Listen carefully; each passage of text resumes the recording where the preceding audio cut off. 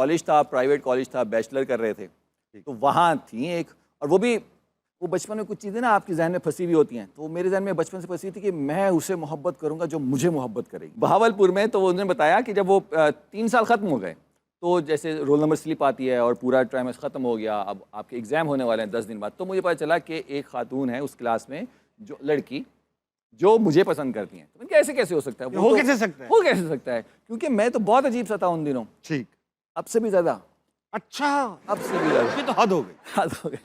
اور وہ بہت کم گو, سلجھی ہوئی, پڑھائی میں بہت اچھی, خوبصورت, تو میں نے کہا ہو نہیں سکتا, ایسا ہو نہیں سکتا. آپ کو بھی اپنی قسمت کا پتہ تھا. بالکل پتہ ہوتا ہے, اپنی ایبلٹی کا پتہ ہوتا ہے, اچھی بات ہے, پتہ ہونا چاہیے اپنا. تو اس نے کہا نہیں, وہ کتابوں میں نام لکھے ہوئے دیکھے ہیں, کاپی پہ نام لکھے ہوئے دیکھے ہیں, تو اس طریقے سے ایونٹس پہ دیکھا ہے وہ کیسے دیکھ رہی ہوتی ہے. تو پھر اس ٹائم پہ موبائلس نہیں تھے, PTCL تھے, اور وہ بھی ہر گھر میں نہیں تھے.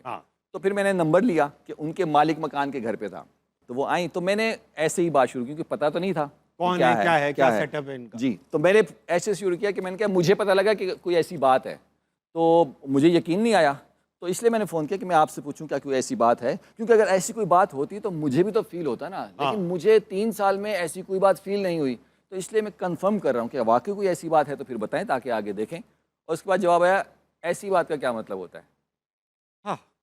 تو پھر میں نے کہا اچھا پھر ایسی بات نہیں ہوگی.